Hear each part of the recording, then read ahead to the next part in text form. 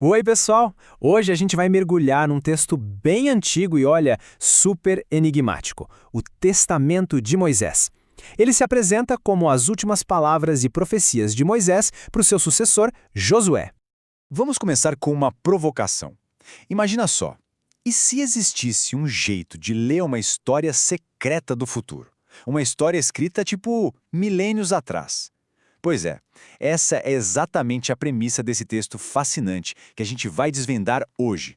Logo de cara, o texto já nos joga num momento super solene. Moisés, com 120 anos, já no fim da vida, chama Josué e solta essas palavras. O peso desse momento, sabe, é o que prepara o terreno para tudo que está por vir.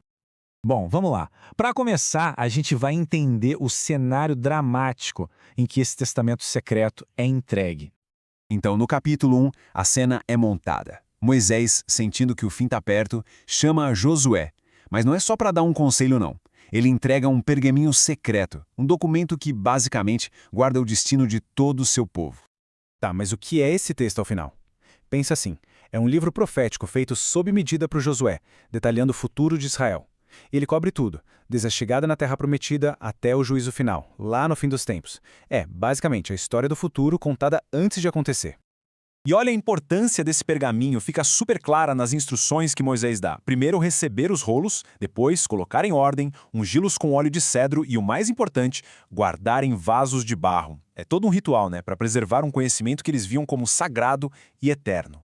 É a partir daqui que a profecia começa para valer. E, já vou adiantando, o que a gente vai ver agora não é um futuro muito otimista, não. É uma verdadeira profecia da queda. O capítulo 2 desenha um caminho bem longo e, para ser sincero, bem triste de decadência. A gente vê nessa linha do tempo, começa tudo bem, com a entrada na terra, depois vem os reis, mas aí a coisa desanda. A profecia prevê que as 10 tribos vão se afastar, que vão colocar ídolos no santuário e no fim vão quebrar a aliança com Deus. E o texto não economiza nos detalhes sobre o que viria pela frente. A profecia diz que o povo vai oferecer sacrifícios para deuses falsos, que vão chegar ao ponto de sacrificar os próprios filhos, e que vão colocar ídolos dentro do santuário sagrado. A casa do Senhor, segundo a profecia, ia ficar cheia de impiedade. É bem pesado, né? E claro, essas ações teriam consequências terríveis, segundo o texto. O que nos leva direto para a próxima fase da profecia, o exílio e um período de muito sofrimento. A punição que foi prevista é bem severa. Um rei do Oriente ia invadir, queimar o templo sagrado e levar o povo todo para o exílio, para longe de casa. É um cenário de perda total, de desenraizamento. E olha que interessante, nesse momento, em meio ao exílio, o povo parece ter um momento de clareza, de reconhecimento da própria culpa. Eles lamentam e admitem o erro. É uma aceitação bem dolorosa da responsabilidade por tudo aquilo. E a profecia não para por aí não. Do capítulo 5 ao 8, o que se descreve são ciclos e mais ciclos de sofrimento. O povo teria que lidar com líderes corruptos, com sacerdotes que não cumpriam seu papel e com reis estrangeiros tiranos que iam puni-los sem parar. É um período bem longo e sombrio de opressão. Todo esse sofrimento, essa opressão, tudo isso vai construindo o cenário para o grande clímax da profecia. E é nessa parte final que a gente chega no dia do juízo final, a intervenção definitiva. Mas antes dessa intervenção divina, ainda tem um último período de perseguição. E é o mais brutal de todos. A profecia fala de um rei terrível que vai forçar o povo não só a carregar seus ídolos, mas a blasfemar contra o nome de Deus. É o fundo do poço, sabe? O teste final da fé deles.